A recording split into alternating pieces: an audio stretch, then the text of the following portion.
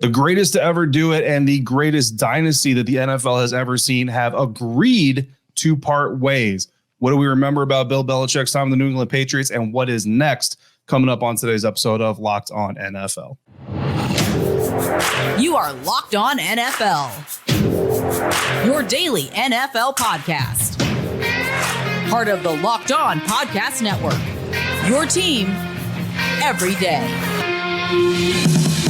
And welcome in, everybody, to your Friday episode of Locked On NFL, your daily podcast covering the National Football League, part of the Locked On Podcast Network, your team every day. Thanks so much for making Locked On NFL your first listen of the day every day. Don't forget that you can subscribe for free to this podcast on YouTube or wherever you're listening to us right now. I'm David Harrison on Twitter at dharrison82, host of Locked On Commanders and Locked On Bucks, credential member of the media covering both those teams for Sports Illustrated's Fan Nation. He is Louis DiBiase on Twitter at DiBiase LOE. Host of Locked On Eagles, and you can also find him dropping Eagles content for you on Bleacher Report. Locked On NFL is here with you every Monday through Friday, along with our everydayers. And as always, everydayers, we appreciate your support for the network for these programs. Today's episode is brought to you by Gametime. Download the Gametime app, create your account, use the promo code LOCKEDON, LOCKEDON, for $20 off your first purchase. On today's episode, we are predicting Wild Card Weekend. Louis and I are going to tell you which jobs available are the best and the worst in the National Football League. But first, Louis, we got to talk about Bill Belichick leaving the New England Patriots after leading the NFL's most successful dynasty for 24 years. To be quite honest, it feels like a retirement, but it's not a retirement. Yeah. Instead, Belichick and the Pats have agreed to part ways. Belichick calls today a day of gratitude and celebration, quote unquote. Both Kraft and Belichick stood together during the exit press conference. Kraft said, quote, "I don't think in the NFL there's been any other partnership that lasted longer and has been more productive than ours," end quote. And I think everybody would agree. 6 Lombardis, 9 Super Bowl trips, 31 postseason wins, 17 AFC East division titles, 266 regular season wins. Louis, what did you think when you heard the news? Yeah, I mean, it's not surprising when you see the post-Tom Brady era of the New England Patriots. I think this has been a long time coming, but it is crazy that a 24-year run is over. One of the greatest, if not the greatest dynasty in sports has come to an end, and it's impressive. I mean, it's conflicting because of, Spygate and Deflategate. This Patriots dynasty definitely wasn't clean over 2 decades, but at the same time, it's very impressive in a league that's very hard at times to sustain success. You look at other teams across the league, it's very hard to win for 4 to 5 years, let alone almost 30. So it's very impressive, conflicting, but I think it was a long time coming after Brady. Belichick, I think, just struggled to adjust to the times, and I think that really was represented by their quarterback decisions after. Mac Jones, to me, that's really when it started coming to an end. It's Belichick at that point told me, okay, he clearly doesn't get what it takes now to be great at the quarterback position. I think the Mac Jones pick was kind of the start of the end. Not that it was Mac Jones's fault, but that's when I started to realize, yeah, he doesn't get it anymore. Yeah, it's actually a really interesting thing to look at, because if you really take a step back and look at this whole thing, right? Obviously, Bill Belichick has Drew Bledsoe as his quarterback during the early years with the New England Patriots. He ends up getting injured. Tom Brady comes in, this relative unknown backup quarterback from Michigan, 6th-round draft pick. Nobody expects anything. They're leaning on their defense. They're leaning on their kicker. Next thing you know, they're winning championships. And it's really fun because I remember their first Super Bowl. I was actually stationed in Germany. I was still in the Army at the time. And 2 of my best friends in the Army at the time were both from Boston. And they had grown up watching the really bad Patriots, like that white helmet with the Revolutionary Soldier and the 3-point stance. That wasn't always a cool logo to see on the football field, guys. There was a time where everybody hated that logo, and I just remember their excitement. Like, I'm not a Patriots fan, but I remember their excitement watching their favorite team win a championship, and it was really cool. And then it's really cool to see what's happened. But make no mistake about it, the Patriots accidentally got the greatest quarterback in NFL history. Great point. Like, you don't draft a 6th-round dude and say he's going to be the best we've ever had. That's just not how this happened. So you look at that, and then you look at, I mean, this is not the first time we've heard Belichick's draft history, personnel decisions kind of criticized. What if they don't luck into Tom Brady? Like, this story could be a lot different. But speaking of the GOAT, right, Tom Brady, on Instagram, he posted a very long message, started off, quote, "I'm incredibly grateful to have played for the best coach in the history of the NFL." End quote. Ended it with, quote, "I could never have been the player I was without you, Coach Belichick. I'm forever grateful, and I wish you the best of luck in whatever you choose next." End quote. Louis, I don't want to get into the Belichick or Brady, which one, chicken or the egg, which one's most important. Sure. But basically Bill Belichick, again, we're talking about him like he's retiring. And he, from all reports, he is not intending to retire. He is looking for a coaching job. What do you think is up next for Coach Belichick? Yeah, it's really interesting because, again, Brady deserves most of the credit for that dynasty, but Belichick deserves a lot of credit too. I mean, those defenses in the early 2000s that he constructed were elite, historic. Yep. I think even the last Super Bowl they won in New England was because of the defense against the Rams. So he deserves a lot of credit. I think if he's not the greatest coach of all time, he's certainly top 3, and he has that pedigree right now. But at the same time, it'll be interesting to see how many teams are interested in him because, again, you look at the last 4 years, Bill Belichick, the head coach, still to me a great defensive mind. But Bill Belichick, when it comes to the innovative thinker on offense, when it comes to Bill Belichick, the general manager as a draft and talent evaluator, I'm not sure if I trust that guy still. So I think there's going to be teams that have interest, right? I think the Washington Commanders might be somebody, the Atlanta Falcons, but I don't think this is going to be some, Tom Brady when he hit the open market. Who wouldn't be interested? I don't think because he's Bill Belichick, suddenly the entire NFL, even teams with a head coach already that they're not planning on moving on, are suddenly going to be like, move everything for this guy. So he'll have interest, but I don't think it'd be the same as if he was on the open market, like a decade ago. Yeah, no, 100%. And I do think there will be interest in Coach Belichick. I will say this. I have been saying this for the last week on Locked On Commanders. I will say it right now, and I totally get it from a national perspective. The Washington Commanders are not going after Bill Belichick. That is not going to be a thing. But look out for these teams that want to win now. And not just win now, but are kind of okay with winning now and only winning now. And that's the reason this isn't going to happen. It's not a disrespect towards Bill Belichick. Josh Harris is a younger owner in the National Football League. He's a fan of Washington going back to his childhood. He's shared memories with us of walking up to RFK Stadium and what that used to mean and how that used to feel. And he wants to return that to the DMV. And he wants to return it for a long time, 10, 15, 20 years. He wants to build the next Patriots dynasty. Bill Belichick is not in for that kind of a run. Bill Belichick is much more of a windows open now kind of guy. And I think when you do that, you're looking at the Los Angeles Chargers, who I think their ownership has kind of proven they're really not very patient right now. They've got a $200 million quarterback that they want to win a championship with before they got to pay him another $200 million. You look at the Atlanta Falcons, who have a little bit of an older owner. They were going to go all in on Deshaun Watson. They've got a very solid defense. They've got some playmakers in Drake London and Bijan Robinson. And who knows if somebody can get the best out of Kyle Pitts. You put the right quarterback and the right mind in that situation. Defensive-friendly team, Louis. Quarterback that just needs to drive the ship. I mean, talking early New England Patriots recipe right there, right? So I think there are certainly some fits.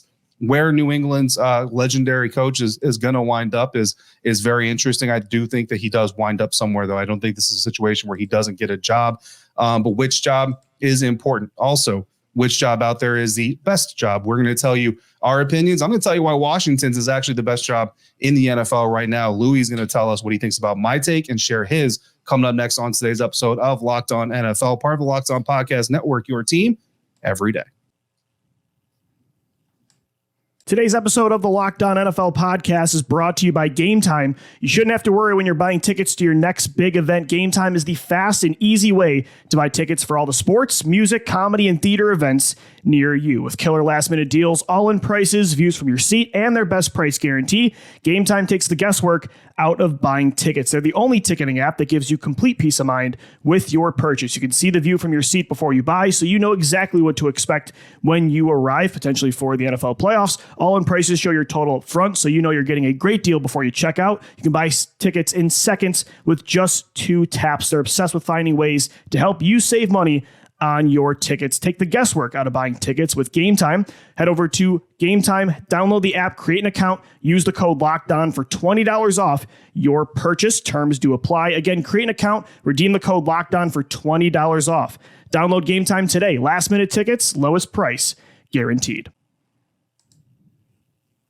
Thanks again for making Locked On NFL your first listen or your first view today and every day. Again, thanks for coming through on a regular basis like you do. Make sure you come back again on Monday. Kevin Ostreicher with Locked On Ravens. We'll be back to run our Monday episode covering all kinds of wild card action, I'm sure. Also, Locked On has launched the first ever national sports 24/7 streaming channel on YouTube. Locked On Sports Today is here for you 24/7, covering the top sports stories of the day with your local experts of Locked On, plus our national shows covering every league. And we got every fantasy league covered as well. Go to Locked On Sports Today on YouTube.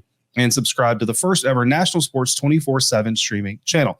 So, Louis, with Bill Belichick and the New England Patriots amicably splitting, with the New England Patriots added to the mix, we now have 8 open head coaching positions in the National Football League in alphabetical order. For those who don't know all of them off the top of your head, which is probably most of us: Atlanta Falcons, Carolina Panthers, Las Vegas Raiders, Los Angeles Chargers, New England Patriots, Seattle Seahawks, Tennessee Titans, and the Washington Commanders. Now, to me, Louis, the best job available here is the Washington Commanders job. Here's why I'm saying this, because the bottom line is this: Washington presents every new executive or new coach anything they could possibly want in an organization outside of just being Super Bowl ready. Because let's be honest, if you're Super Bowl ready, you're not looking for a new executive. You're not looking for a new head coach. But this team has draft capital. They've got 3 picks in the top 40, 5 picks in the top 100. They've got cap space. This team is 2 easy moves from $100 million in cap space.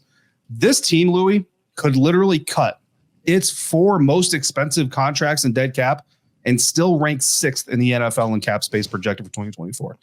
Now, they're not going to do that, of course. I'm just giving you an example of the cap situation and the roster situation contract-wise on this team. They've got some solid roster pieces. Not a great roster, obviously, because they wouldn't be in this situation if they did. They got Brian Robinson Jr., who, thanks to Eric Bieniemy, actually doesn't have a whole lot of miles on him after this season. They got Terry McLaurin, who is probably a 1B type of receiver, maybe a high 2A type of receiver. They got Sam Cosmi, a solid starting offensive lineman. Deron Payne, a solid starting defensive lineman as well. Now, that's only 4 pieces. But the benefit of that is basically this is a roster that you can mold into your vision. You're not handcuffed. This isn't a team that this is their identity. You're coming in to run that identity, and an owner that, again, is focused on making this team a winner, not just now, but for the long haul. And he's preaching patience. What new head coach in the NFL doesn't want an owner that is preaching patience? Josh Harris wants to make money. He's going to make money. It's the NFL. Everybody makes money. He wants to win while he's doing it, and that's what Magic Johnson wants to do. If you're taking over a franchise on day one, this team literally has everything you could possibly want. So, Louis, what do you think of what I'm saying, and what do you think is the best job out there right now in the NFL? I was actually curious before the show started. I was wondering where you were going to put Washington on this list, because they were number 1 for me too, because I think quarterback a lot when it comes to this conversation. And of course, in that way, you would probably say the Los Angeles Chargers, but the Chargers also just have so much to overcome. It's an old roster. There's some really bad contracts on the books. When you're a head coach, it's okay to be stuck with Justin Herbert. Like, that's a good situation, but you probably want the freedom to pick your own guy, have cap space, like you're saying, draft capital, top picks. You want the owner to be patient. The Chargers are a win now team. So I think they're like the, zoom out, not adding context. Maybe it seems obvious they're the top choice, but I don't think they are. Washington, like you said, has the cap space. They have weapons, a top pick for a quarterback prospect, and a pretty good draft. So I would agree that Washington's probably number 1. Seattle's a really interesting spot for me because they're kind of stuck at quarterback right now at a 9-8 record. You're not bad enough to be picking at the top to get one of these guys, and you have Geno Smith under contract. He's good, but not great. Like, they're not a title contender, but I like some of their young talent on defense. I really like their weapons with DK Metcalf, JSN, and Tyler Lockett. I think they have a good run game. If you could get like a Justin Fields, can they find a way to trade for Justin Fields if Chicago takes a quarterback with the first overall pick? If you added him to the equation, suddenly I really like Seattle's situation too, now that Pete Carroll's out. So there's some good spots. I will say one thing too, David. There might be 2 teams. Maybe just one of them end up having a vacancy. Maybe neither do. 2 teams in the NFC East that are playing in the playoffs, the Dallas Cowboys and Philadelphia Eagles. I'm not guaranteeing that both Mike McCarthy and Nick Sirianni are back next year. And that suddenly opens up a whole new can of worms where I think I would want that job, whether it's Philly or Dallas, over any of these other vacancies. And I could totally see at least one of those teams moving on if neither team gets, or one of them does not get to the NFC title. Yeah, it's really interesting, Luke, because that's an interesting conversation you just brought up, because I feel the same way about the Tampa Bay Buccaneers. I said this about the Buccaneers going into Week 18 because they fell flat against the New Orleans Saints with a chance to win the NFC South. They end up winning against the Carolina Panthers, but not in convincing fashion. Right. And I've kind of said, if they barely win the NFC South, which they did, and then get boat raced out of the wild card round, Todd Bowles may not be back. Todd Bowles may win back-to-back division titles, go to the playoffs 2 years in a row, and get fired. You look at the Eagles. I mean, you just said it, and I happen to write about the Eagles twice a week. I don't say I cover them because I definitely don't. I just write about them twice a week. but similar situation. Like if they barely beat the Buccaneers, even with some of the injuries they're dealing with, they barely beat the Bucs and then get boat race out of the divisional round.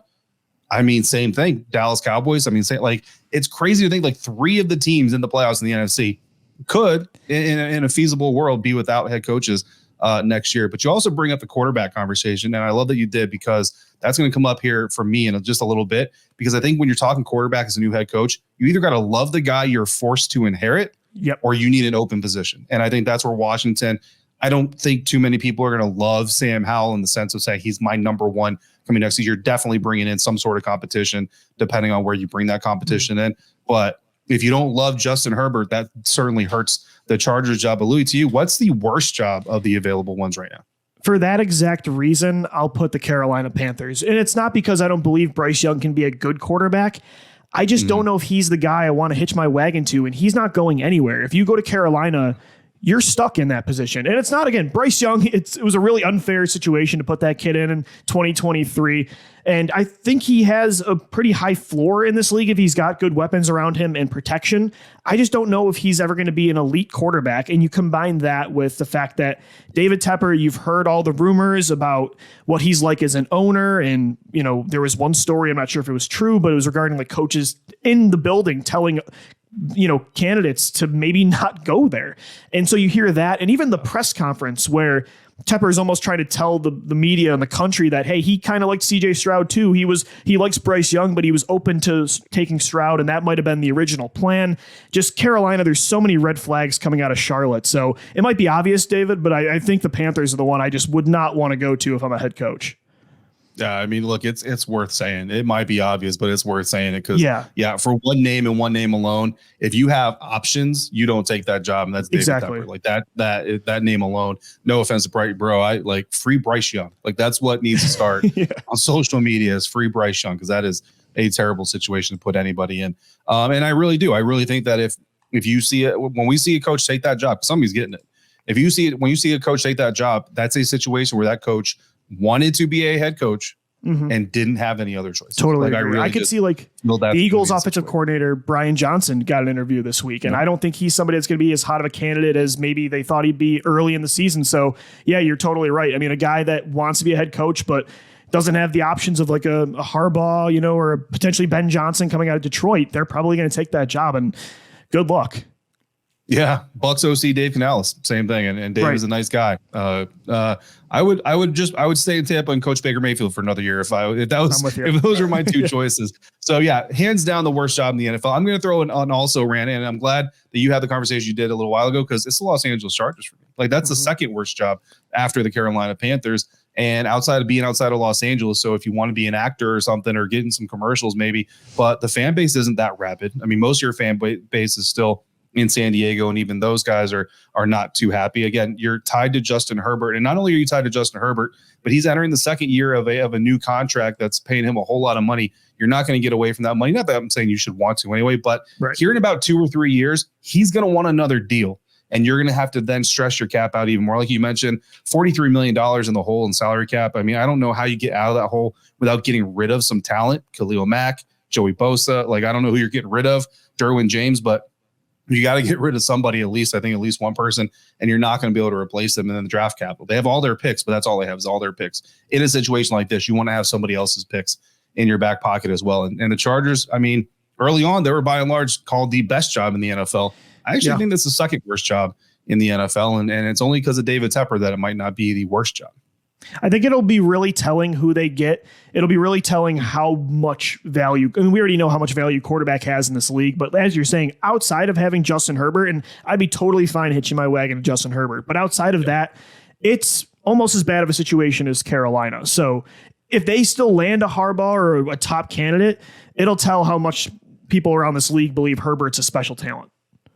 Yeah, no, 1,000%. Now, obviously, none of these teams that we've been talking about are playing this weekend. So let's turn our attention to the folks that are playing this weekend. Super Wild Card playoffs are kicking off for the National Football League. Coming up next on today's episode of Locked On NFL, part of the Locked On Podcast Network, your team every day.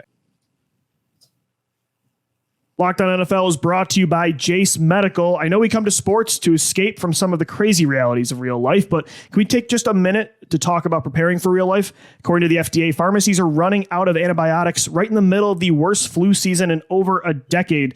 That's scary. I can't imagine a more helpless feeling than a family member getting sick while a supply chain issue kept them from, potentially life-saving medication they needed. Thankfully, we'll be okay because of Jase Medical. The Jase case is a pack of 5 different antibiotics to treat a long list of bacterial illnesses, including UTIs, respiratory infections, sinusitis, skin infections, among others. This stuff could happen to anybody. Visit jasemedical.com and complete your physician encounter. It will be reviewed by a board-certified physician, and your medication will then be dispensed by a licensed pharmacy at a fraction of the regular cost. It's never been more important to prepare than today. Go to jasemedical.com and use our offer code LOCKEDON to get $20 off your order. Once again, that's jasemedical.com. Use our code LOCKEDON to get $20 off your order of the Jase case. Wrapping up this Friday episode of Locked On NFL, and tomorrow you got NFL football. Super Wild Card Weekend is getting underway. Saturday, we got 2 games. Sunday, we got 3 games. Monday, we got 1 game. Louis, you and I are paying attention to that one specifically. Yes, sir. But let's talk about the ones leading up to it. Let's start Saturday, 4:30 p.m. Eastern time. Cleveland Browns at the Houston Texans. The Houston Texans are home underdogs, +2 on the betting line, so they're predicted to lose by 2 points or more. Louis, for me, if you're looking at Houston, first things first, you got to contain the Browns passing attack. When you look at week 16, when these 2 teams faced off, the Cleveland Browns won that game. Joe Flacco threw for 368 yards, 3 touchdowns, did have 2 interceptions, but they really weren't all that super impactful, obviously, because the Browns won. The very first play of the game, 53-yard pass from Joe Flacco to Amari Cooper. If you're the Houston Texans, you cannot possibly let Grandpa Joe do that to you again. I can't believe it's 2024, and that's something you just said, is in the playoffs, you can't let Joe Flacco destroy you. Yeah. What about the Cleveland Browns, though? What do you think they got to do to get that secure? The not even the upset win, just the win. I mean, you talked about Flacco, and he's made some incredible plays. It's unbelievable how good he's almost having this Kurt Warner type of, rejuvenation. I haven't seen anything like it since. No. And again, he's made some incredible plays. I just don't know if you can expect him. Like, the Magic's got to run out. Maybe. I mean, I've seen crazier things even as an Eagles guy with Nick Foles. Maybe the Magic won't run out, but I don't know. Can he go 4 quarters with CJ Stroud? To me, the Browns need to lean on what's gotten them there all year, even before Joe Flacco, and that's an elite defense. That pass rush really needs to take over, led by Myles Garrett. Do not let CJ Stroud take over this game. It is a rookie versus an older quarterback. Neither one you can guarantee is going to have an elite game. But if I had to bet on one guy going nuclear in this wild card round, I think it would be Stroud. So I think that defense for Cleveland is so important. They need Myles Garrett to take over. Yeah, absolutely. I'm taking the Texans with the points in that match. I'm with you too. I am too.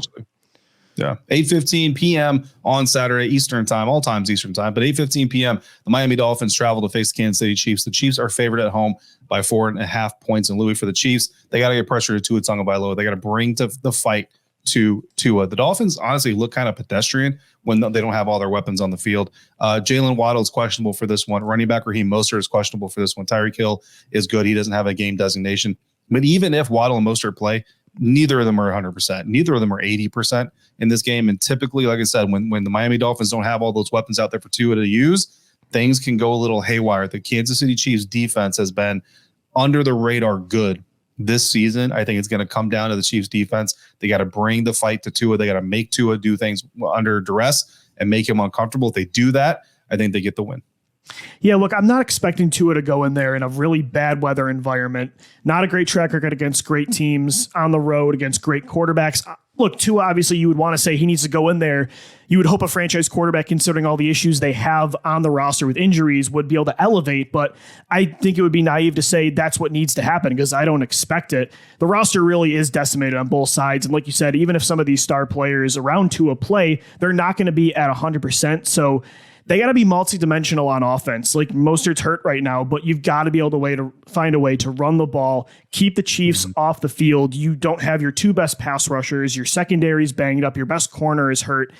It's going to be a lot to ask to contain Patrick Mahomes, especially considering the environment they're heading into in Arrowhead and the track record Miami has. So they got to be balanced. No. They have to keep the Chiefs off the field. They need to be able to run the ball because of Tua's sometimes inability to carry. And like you said, the receivers are hurt, and that's been their bread and butter. And they're not going to be able to probably find those explosive plays as much with the bad weather and those injuries. So I think the run game for the Dolphins is going to be key. And that might be a lot to ask, but that's what's got to happen. Absolutely. Turning down to Sunday, 1 p.m. Eastern time, the Pittsburgh Steelers visit the Buffalo Bills. And both these teams, their futures were uncertain entering week 18, but they're both playing in the postseason. The Bills are 10-point favorites at home. That is the biggest spread of the weekend. And because of that, Louis, I really think the Bills just got to go play smart football. Like, that's really what this boils down to, man, is do that. And also don't sleep on the Wattless Steelers defense. There's some other playmakers on that defense, not just all TJ Watt, even though he is the hero there. Josh Allen takes a lot of risks. If he takes too many, he could end up giving the Pittsburgh Steelers life. I call it feeding the gremlins. Don't feed the gremlins on Sunday afternoon, and they should get out of there with a win. Yeah, all I put down for the Pittsburgh Steelers, the way to win this game, it's going to be tough. You have to force Josh Allen into that psycho mode that sometimes he gets into where he's making these ridiculous, what are you doing type of plays. A lot of the times it works out, but sometimes it doesn't. So I have the same thing as for the Steelers. I can't expect Mason Rudolph to go into Buffalo and beat Allen toe to toe. It's just not going to happen. You're crazy to expect that. The defense has to take over and force turnovers, get Allen into that chaotic mode that he can get into at times. Yeah, definitely a tall mountain to climb there for the Pittsburgh Steelers. 4:30 p.m. Eastern. Speaking of tall mountains, Jordan Love, first season as a starter for the Green Bay Packers. They're in the postseason. Something about the Green Bay Packers and potentially, I'm not calling Jordan Love a franchise quarterback yet, but potentially franchise quarterbacks. Love to see it for Jordan. I remember him coming out of school. So many people were so high on him that he finally gets on the field and so many people are down on him. It's just like, what's going on here? He hasn't really even done anything yet. Yeah. All he did was lead the Packers to the postseason, facing the Cowboys in Dallas. Cowboys favored by 7. And to me, don't throw any impactful INTs. Let's be real here. What are we looking at for this Dallas Cowboys postseason run? Mike McCarthy's coaching, Dak Prescott's decision-making. Those are the two things that have derailed them all these other years. That's going to be what everybody's looking to see if it's going to derail them again. And if they lose to the Packers, I'm telling you right now, it's going to be because of a coaching decision or a quarterback decision. That is what's going to take the Cowboys into their offseason. It really is two teams that can't let the pressure get to them in different ways. The Cowboys have a lot of pressure because, as you mentioned, they have a history of choking in the postseason with Mike McCarthy and Dak Prescott. For the Packers, this is the youngest roster in the NFL that made the playoffs unexpectedly, led by Jordan Love's 32 passing touchdowns. To me, the key is the young guns just can't shy away from the moment. Like, they are the core of this team. There aren't a lot of key veterans that have been on deep runs to help you through it. The young guns got to figure it out. It's a big stage, the playoffs in Dallas. A lot of pressure. The Cowboys need this win for their legacy and to keep their quarterback and coach intact. So there's a lot riding on this one for the other side. And I think for Green Bay, it's just, the young guns can't shy away from a big moment. Yeah, that's a great point. And speaking of, I don't say young, but inexperienced guns, we'll call them inexperienced guns. 8:15 p.m. Eastern time, the Rams are at the Detroit Lions. Detroit Lions are favored by 3. The Lions haven't been in the playoffs for a long time, which means these coaches haven't coached in the playoffs, most of them ever. And that's, to me, that's the big thing, Louis, is sometimes we see coaching staffs get to the playoffs for the first time and they change. They're different types of guys. This Detroit Lions staff just needs to focus on being the Detroit Lions, play your style of football, and then also find the hot hand at running back. One thing that frustrates me about Ben Johnson is he gets a running back going. He gets one of his guys going really well. Jahmyr Gibbs has like 60 yards on one drive, and then you don't see him for 2 drives because David Montgomery comes in the next time. Find your hot running back and ride him all the way to the divisional round. I think for the Rams, Matt Stafford just needs to be the best player in the field. I think the Lions are a really complete team. You're going up against a team that, again, has not had a home playoff game in a long time. They're motivated because of that. I think Jared Goff's going to be motivated. It's more of a revenge game for him than it is for Stafford. All those storylines really go the Lions' way if you think about, in that kind of light. If you think about destiny, that's on the Lions' side. And for me, again, I think the roster for Detroit's just better than LA. But Matt Stafford has been one of the best quarterbacks this year and has been extremely underrated. They need him to go on the road in Detroit and shine like he used to and be the best player on that field. Yep, 100%. Then finish it up Monday Night Football. Louis, you cover the Eagles. I cover the Buccaneers. 8 p.m. Eagles at Bucs. If you didn't catch the crossover between you and your co-host and my co-host, James Yarko, everybody make sure you go do that. But real quick, tell us what the Eagles got to do to get a win on Monday night. Yeah. They need a vintage 2021, 2022 like running performance. Jalen Hurts is hurt. Devontae Smith is banged up. So is A.J. Brown. They need to limit turnovers. The defense is bad. Keep them off the field. How do you do that? Sustain drives by running the football. DeAndre Swift is the key in this one. Yeah, DeAndre Swift. I think you're right. If the Eagles win, Swift is going to have a big hand in it for the Buccaneers, who are 3-point home underdogs. Find a way to get after Jalen Hurts. Todd Bowles knows how to craft up some pass rushes, confuse the pass pro. There has been some success. I said this on a previous episode of Locked On Bucks. Have more standing guys at the line of scrimmage than you have down linemen at the line of scrimmage. I don't know what it is this season, but Jason Kelce doesn't always figure out the formula when defenses do that. I've seen it on tape. I want to see the Buccaneers do that on Monday night. If they do that, then maybe the Bucs can make it to the divisional round, and we'll see what happens with the Eagles if that happens. So coming up on Monday, you've got Locked On NFL coming back with Kevin Ostreicher of Locked On Ravens. But Friday, you still have another episode coming up right here, Locked On NFL Kickoff Live at 2 p.m. Eastern. Find it here or any other Locked On NFL channel. Make sure you're subscribed to all of those. You got the notifications turned on and the auto downloads turned on for your second listen of the day. Check out Locked On Eagles, Locked On Commanders, Locked On Bucks, or stay right here and check out Locked On Sports Today, your first ever national 24/7 sports streaming channel on YouTube. As always, thank you for making Locked On NFL your first listen of the day, every day. Thanks for coming through. For Louis DiBiase, I'm David Harrison. We see you right back here next Friday for another episode of Locked On NFL, part of the Locked On Podcast Network, your team every day.